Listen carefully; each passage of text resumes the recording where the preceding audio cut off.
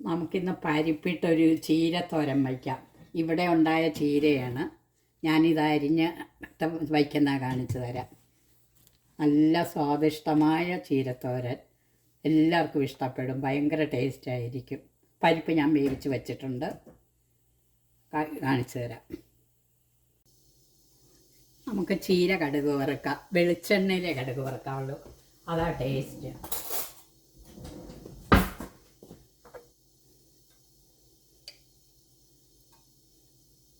ആദ്യം സ്വല്പം അരി ഇടാം, കഴിഞ്ഞ് കടുകിടാം, മുളകിടാം. ഇത് വേപ്പില ഇടുന്നില്ല, ഇലക്കറിയായതുകൊണ്ട് വേപ്പില ഇടുന്നില്ല. തേങ്ങ ചതയ്ക്കുമ്പോൾ അക്കൂട്ടത്തിലിട്ട് ചതക്കത്തേ ഉള്ളൂ വേപ്പില. ഇക്കൂട്ടത്തിലിടുകയില്ല. ചീരയിടാം. ഇനി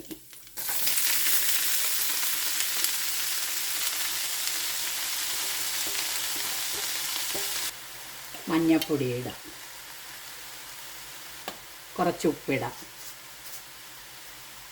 പാകത്തിന് ഉപ്പ്, കുറച്ചല്ല, പാകത്തിന് ഉപ്പ്. ഇത്രയും തേങ്ങ വേണം.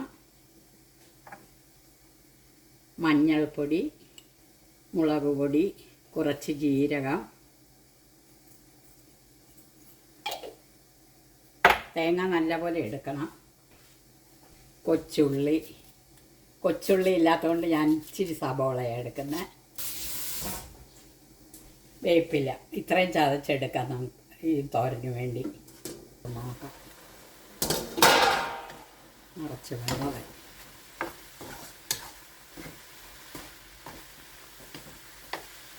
വേവിച്ചതിടാം. പരിപ്പ് വേവിച്ചതിടാം. ഈ മഞ്ഞൾ, പിന്നെ മുളക് പൊടി എല്ലാം കൂടെ ചതച്ചതാണ്. നല്ല തോരൻ.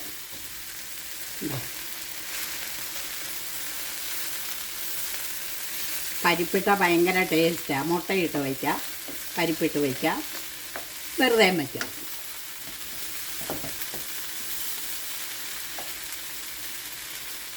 എല്ലാവരും ഇങ്ങനെ വച്ച് നോക്കുക തോരൻ. നമ്മളുടെ ചീരത്തോരൻ റെഡിയായി. നല്ല ടേസ്റ്റുള്ള തോരൻ, പിന്നെ പരിപ്പും പച്ച ചീരയും കൂടെ ഉള്ള തോരനാണ്. എല്ലാവർക്കും ഇഷ്ടപ്പെടും. ഇഷ്ടപ്പെട്ടെങ്കിൽ സബ്സ്ക്രൈബ് ചെയ്യുക, ലൈക്ക് അടിക്കുക, കമൻറ്റ് പറയുക. ആരും നോക്കുന്നുമില്ല, കമൻറ്റ് ഒന്നും പറയുന്നില്ല. ഞാൻ എപ്പോഴും പറയുന്നുണ്ട്. എന്നാലും ഇഷ്ടപ്പെട്ടെങ്കിൽ സബ്സ്ക്രൈബ് ചെയ്യുക. അതാണ് നമ്മുടെ ചീരത്തോരൻ. നല്ല ടേസ്റ്റാണ്. ഞാൻ തന്നെ പറയുകയില്ല, കഴിച്ചു നോക്കണം. Thank you.